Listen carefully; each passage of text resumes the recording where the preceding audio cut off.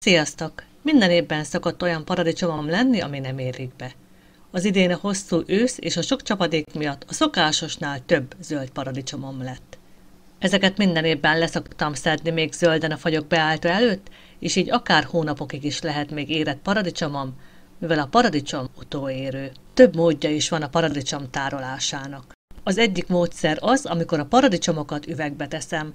Fontos, hogy ne legyenek nedvesek, illetve a szárrészt is érdemes eltávolítani, így elkerülhető, hogy a paradicsomok megpenészedjenek, rothadásnak induljanak. Csak az egészséges, sérüléstől mentes paradicsomokat teszem el. Az üvegek tetejét betakorom papírtörlővel. Én annyira nem szeretem így érlelni őket, mert az egész üveget ki kell borítani, hogy ki tudjam szedni az érett paradicsomokat, illetve egy-egy darab romlásnak indul, akkor macerásabb kiszedni őket.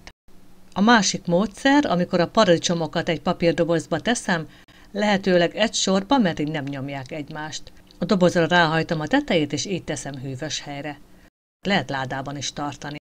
Így néznek ki a paradicsomok, zölden kerültek bele, és nagyon szépen utóértek. Van még köztük pár darab zöld, de ezek is szépen be fognak majd pirosodni. A paradicsomokat lehet szobahőmérsékleten tartani, ebben az esetben gyorsabban beérnek, de a kamra is tökéletes, ahol hűvösebb van, így hosszabb ideig eltarthatóak. Ha gyorsabb érlelést szeretnél elérni, akkor érdemes piros paradicsomot tenni a zöldek közé, vagy egy-két darab almát vagy banánt, melyek meggyorsítják az utóérési folyamatot. Jó módja még az utóérlelésnek, ha a paradicsomokat tövestől kiszedjük, és fejjel lefelé fellógatjuk a töveket egy hűvös helyen. Ti szoktatok utóérlelni paradicsomot? Köszi, hogy velem tartottatok, sziasztok!